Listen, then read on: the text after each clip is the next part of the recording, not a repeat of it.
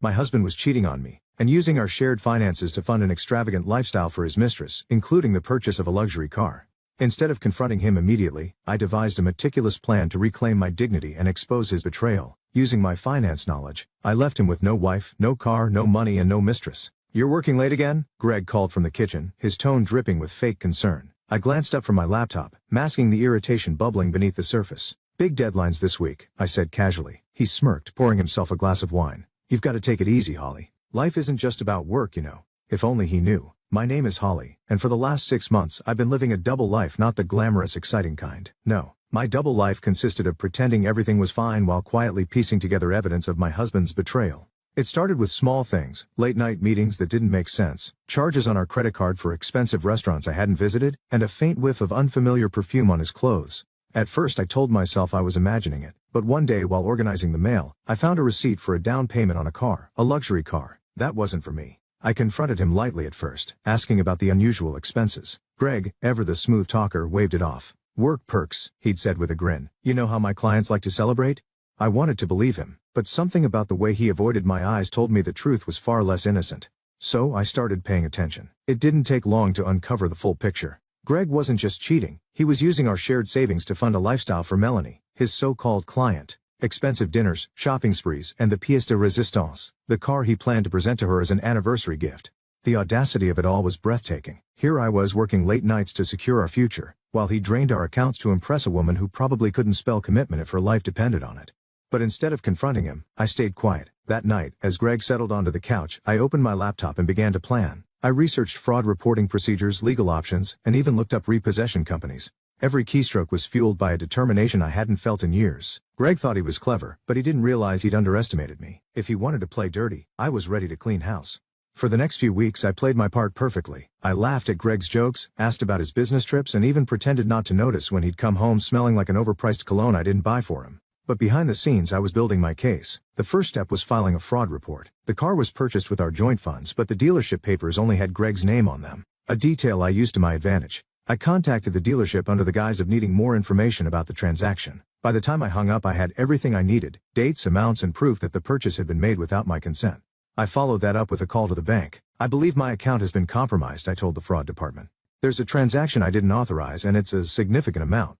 They flagged the account and opened an investigation. Every step I took tightened the noose around Greg's scheme. Meanwhile, I kept an eye on him. Every time he smirked over his phone or whispered into it like a teenager sneaking a call, I took mental notes. I even managed to catch a glimpse of a text from Melanie. "Can't wait to see the surprise you promised." The surprise? The car, no doubt. The thought made my stomach turn, but it also fueled my resolve. Greg thought he was the master manipulator, but he'd forgotten one crucial thing. I knew how to wait. The anniversary plans came together almost too perfectly. Greg suggested a fancy dinner at one of the restaurants he loved to frequent with Melanie. "I want to treat you right," he'd said, flashing a grin that once made me swoon but now only made my skin crawl. "Sounds wonderful," I replied, masking my contempt with a sweet smile. I knew what he was doing, using the dinner as a cover to present Melanie with the car afterward, but I wasn't about to let him get away with it. That night, after Greg left for another client meeting, I finalized the details with the fraud investigator. The car's purchase was flagged, and the repossession team was scheduled. Everything was set to unfold just as Greg thought he was winning. As I closed my laptop I felt a strange sense of calm. For weeks I'd been quietly carrying the weight of his betrayal, pretending not to notice the lies piling up around me. But now the power had shifted. Greg had no idea his world was about to collapse. The night of our anniversary dinner arrived, and Greg was in his element. He strolled into the house wearing a sharp suit, holding a bouquet of roses and a bottle of champagne. "Happy anniversary, babe," he said with a grin, leaning in to kiss my cheek. "Happy anniversary," I replied, my voice steady, my smile practiced. If he noticed the stiffness in my demeanor, he didn't show it. He was too busy gloating. At the restaurant, Greg spared no expense. He ordered the finest wine, the most extravagant dishes, and even arranged for a pianist to play our song. It would have been romantic if I hadn't known the truth. As he sipped his wine, Greg's phone buzzed. His expression lit up when he read the message, though he quickly tried to mask it. "Everything okay?" I asked, feigning curiosity. "Just a work thing," he said, slipping the phone back into his pocket. "Nothing to worry about." I nodded, biting back a smile. I knew exactly what the message said. Melanie was waiting for her surprise. After dinner, Greg suggested we take a walk. "It's such a beautiful night," he said, slipping his arm around my shoulders. I played along, letting him lead me back to the car. He opened the passenger door for me like the perfect gentleman, but I could see the excitement in his eyes. He was counting the minutes until he could ditch me and deliver his grand gesture to Melanie. Back at the house, I watched Greg check his watch repeatedly, his impatience barely concealed. "I've got to run out for a bit," he said finally, his tone casual. "Work emergency." On our anniversary? I asked, tilting my head innocently. It won't take long, he assured me. Just something I need to handle. I smiled sweetly. Of course. Don't let me keep you. As he grabbed the keys and headed out the door, I sat back on the couch, my heart pounding. I could imagine the scene unfolding already. Greg pulling up to Melanie's place, handing her the keys, and basking in her adoration until the repossession team arrived. I didn't have to wait long. An hour later my phone buzzed with a text from Detective Ruiz. Repossession complete.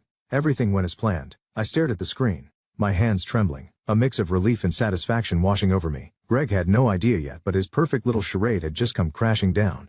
And this time I wasn't the one left picking up the pieces. When Greg returned later that night, his face was flushed, and his usual swagger was noticeably absent. He slammed the front door harder than necessary, his keys clinking loudly as he tossed them on the counter. Rough night? I asked, glancing up from the book I was pretending to read. He shot me a look, but his words were measured. Just some unexpected complications, he said, pulling at the knot of his tie. Anything I can help with? I asked, my voice dripping with feigned concern. No, he snapped, then quickly softened his tone. I mean, it's fine, nothing for you to worry about. I bit back a smirk and returned to my book, letting the silence stretch between us. Watching Greg squirm was almost too satisfying, but I wasn't done yet. As he disappeared into the bedroom, muttering something about needing to figure things out, I received another text from Detective Ruiz. Your husband filed a report with the dealership, claimed the car was taken by mistake. We'll keep you updated. I chuckled softly, imagining Greg's humiliation as he tried to explain the repossession without revealing the fraud. The next morning I woke to the sound of Greg pacing in the kitchen. He was on the phone, his voice low and tense. I don't care what it takes, he was saying. Just fix it. She's furious and I can't. He stopped abruptly when he noticed me standing in the doorway. Morning, I said, pouring myself a cup of coffee. He forced a smile. Morning, just handling some work stuff. Sounds stressful, I said, taking a sip of coffee. Anything I should know about? No, he said quickly. His tone clipped. Nothing you need to worry about. For the rest of the day Greg was uncharacteristically quiet. He spent hours on his laptop, muttering under his breath and occasionally slamming the lid shut in frustration. I could tell he was trying to salvage the situation, but there was nothing he could do. The fraud report had triggered a full investigation, and the dealership wasn't about to hand the car back without answers. By the evening Greg's patience had worn thin. Do you ever feel like the universe is just out to get you? He asked suddenly, his tone bitter. Sometimes, I replied, keeping my expression neutral. But I think the universe has a way of balancing things out, don't you? He didn't respond, but the look he gave me lingered a little too long, as if he suspected I knew more than I let on. The cracks in Greg's composure grew more obvious by the day. He was short-tempered, distracted, and constantly on the phone, arguing with someone on the other end. I didn't press him. Instead I watched and waited, silently enjoying the unraveling of his carefully constructed facade. One evening, I overheard a particularly heated call. Greg was pacing in the living room, his voice low but furious. I told you I'd fix it, he hissed. Just give me a little more time. It's not my fault. These things happen. I could guess who he was talking to. Melanie. I leaned against the kitchen counter pretending to scroll through my phone, though every fiber of my being was focused on his words. She's overreacting, Greg muttered, clearly trying to calm whoever was on the other end. You don't need to make this a big deal. I'll sort it out. The call ended abruptly, and Greg threw his phone onto the couch, muttering a string of curses. Everything okay? I asked, stepping into the living room with feigned innocence. He looked up, startled, then forced a tight smile. Yeah, just work stuff. Must be tough, I said, sitting down across from him. You've been so stressed lately. Are you sure there's nothing I can do to help? His jaw tightened, but he shook his head. No, I've got it under control. That night I received another update from Detective Ruiz. The investigation is moving forward. The dealership has corroborated the fraud report. Your husband's activities under review. I stared at the message, a mix of relief and anticipation coursing through me. The net was closing in, and Greg had no idea. The next morning, Greg's mood hit a new low. He sat at the kitchen table with his head in his hands, barely touching his coffee. I don't know what's wrong with people these days, he said, his voice tinged with bitterness. Everyone's out for themselves. I almost choked on my coffee but managed to stifle a laugh. Really? What happened? He waved his hand dismissively. Just some setbacks. Nothing for you to worry about. Of course, I said sweetly, hiding my smirk behind the rim of my mug. By the end of the week, Greg was visibly unraveling. His confident demeanor was gone, replaced by a man grasping at straws. As he sat in the living room that evening typing furiously on his laptop, I leaned against the doorway. You know, Greg, I said casually, sometimes people get exactly what they deserve. He froze for a moment, his fingers hovering over the keyboard before turning to look at me. What's that supposed to mean? I shrugged, my expression calm. Just something to think about. The breaking point came on a Saturday evening. Greg had been on edge all day, snapping at everything and everyone. By the time he got a call from Melanie, his carefully maintained mask shattered entirely. I was in the kitchen when his phone buzzed. He glanced at the screen, cursed under his breath, and walked outside to take the call. Curious, I followed quietly, staying just out of sight by the open window. You don't understand, Greg hissed, his voice frantic. It's not my fault the dealership's claiming fraud, but I didn't. He paused, clearly interrupted by a furious tirade on the other end. I told you I'd fix it, he said, his voice cracking. Do you think I like this any more than you do? Just give me a little more time, Melanie. Her voice was muffled, but her anger was unmistakable. When he finally hung up, Greg stormed back inside, slamming the door hard enough to rattle the windows. Everything okay? I asked innocently, glancing up from my laptop as he stormed past. Fine, he snapped, disappearing into the bedroom. Moments later, I heard the unmistakable sound of drawers being yanked open and slammed shut. Curious, I peeked into the room and found him frantically rummaging through his closet, throwing clothes and shoes onto the bed. What are you doing? I asked, leaning against the doorframe. Packing, he said shortly. Packing. I raised an eyebrow. Are you going somewhere? Don't start, Holly. He said, his voice tight. I don't have time for this right now. I crossed my arms, watching as he stuffed random items into a duffel bag. What's going on, Greg? You've been acting strange all week. He froze for a moment, his back to me, before turning around. It's nothing, he said, his tone sharper than usual. Just a work emergency I need to deal with. I held his gaze, letting the silence stretch uncomfortably long. Finally I smiled. If you say so. As Greg left with his hastily packed bag, I received a text from Detective Ruiz. The investigation is moving fast. Expect more development soon. I sat on the couch, staring at the door Greg had just walked through, feeling a strange mix of satisfaction and anticipation. He thought he was running to fix things, but the truth was there was nothing left to fix. By the time he realized it, it would be too late. For the first time in weeks, I allowed myself to relax. The plan was in motion and the pieces were falling into place. All I had to do now was wait, and if there was one thing I'd learned over the years, it was how to wait. Monday morning, I woke to a string of missed calls and frantic voicemails from Greg. Holly, call me back. It's urgent. Where are you? I need to talk to you now. They're saying fraud, but it's not true. You've got to help me fix this. I deleted each one without hesitation, savoring the quiet triumph of knowing the tables had finally turned. Over coffee I texted Detective Ruiz for an update. His reply was swift. Greg tried to contact the dealership this morning. He's panicking, but the fraud investigation has progressed too far for him to undo anything. I smiled to myself, imagining Greg's face as he realized there was no way out. Around midday the doorbell rang. When I opened it, Greg stood on the porch looking disheveled and desperate. His shirt was wrinkled, his tie askew, and his usual arrogance was nowhere to be found. We need to talk, he said, his tone pleading. I crossed my arms, leaning against the doorframe. Talk about what, Greg? The car you bought for your mistress or the fraud charges you're facing? His eyes widened, panic flickering across his face. Holly, I can explain. No need. I cut him off. I know everything. The fake business trips, the luxury dinners, the car. You thought I wouldn't notice, but I've known for months. He stumbled over his words, trying to piece together a defense, but I didn't give him the chance. You used our money to fund your lies? I said, my voice steady. You betrayed me, and now you're paying the price. He stepped closer, his hands raised in a gesture of surrender. Holly, please. I messed up, but we can fix this. I'll pay you back. I'll do whatever it takes. I raised an eyebrow. You'll pay me back? With what? Your empty promises or the love letters from Melanie? The mention of her name made him flinch, and I knew I'd hit a nerve. Before he could respond, I stepped back and gestured to the stack of papers sitting on the entryway table. You can start by signing these, I said. Greg hesitated, glancing at the documents. What is this? Divorce papers, I replied. You've already lost the car and soon you'll lose access to everything else. Consider this your final chance to walk away with whatever dignity you have left.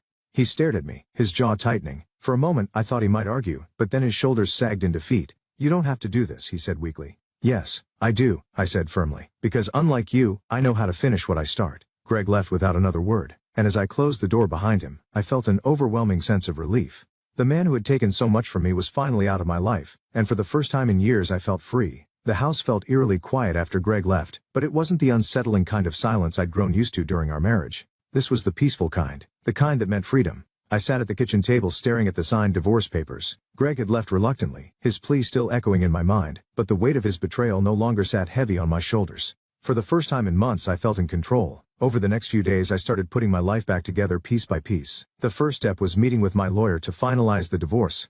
Clara, ever efficient, was thrilled with how smoothly things were progressing. With the fraud investigation and the financial evidence we've gathered, he doesn't have much leverage, Clara said, flipping through her notes. You'll keep the house, your assets, and any remaining funds he hasn't squandered. And what about the fraud case? I asked, my voice steady but curious. That's moving forward as well, Clara replied. Detective Ruiz has ensured that all the pieces are in place. Greg will be facing charges soon, and given the evidence, it's unlikely he'll avoid jail time.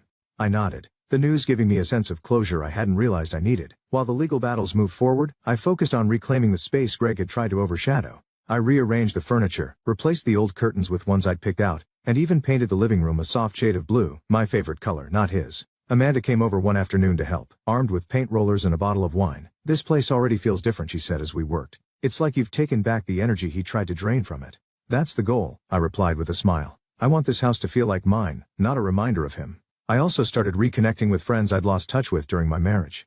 Greg had always insisted on controlling our social life, dictating who we spent time with and when. Now I was free to make my own choices. One evening I hosted a small dinner party with Amanda and a few close friends. As we laughed and shared stories over a meal I'd cooked myself, I realized how much I'd missed this, being surrounded by people who truly cared about me, not the version of me Greg had tried to shape. The investigation into Greg's fraud continued to make progress. Detective Ruiz called me with updates every few days, his tone always professional but tinged with satisfaction. "The dealership is cooperating fully," he said during one call. Greg's attempts to cover his tracks only made things worse for him. "It's a matter of time before we see this through." I thanked him, feeling a mix of relief and validation. Greg had spent years trying to manipulate me, but in the end he'd only outsmarted himself. As I hung up the phone, I stood in the middle of my freshly painted living room, taking it all in. The house was quiet, but it no longer felt empty. It felt like home. The weeks after Greg's departure brought a kind of peace I hadn't felt in years. The house, once filled with tension and lies, now felt like a sanctuary.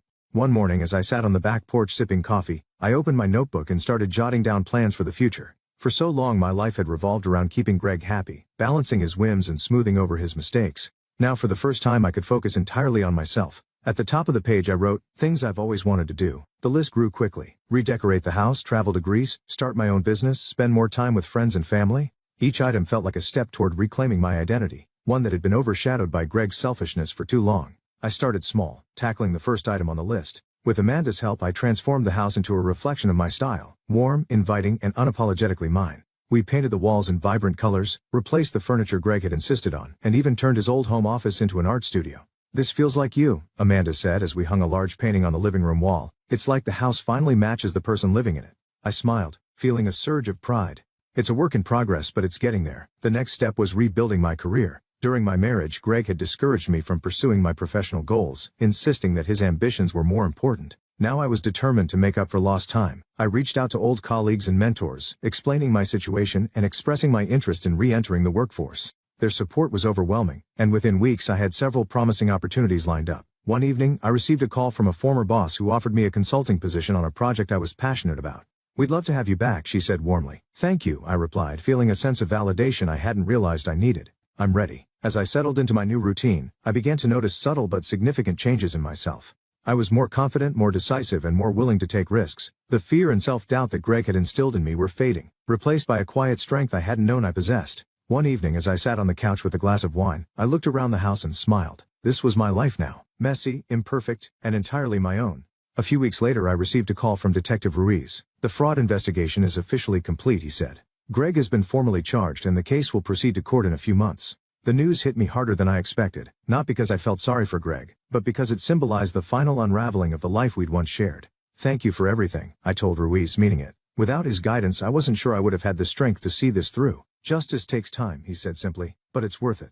That evening I poured myself a glass of wine and sat on the back porch, staring up at the stars. The closure I'd been waiting for was finally within reach, and with it came a strange mix of emotions, relief, satisfaction, and a touch of sadness for the life I'd thought I'd have.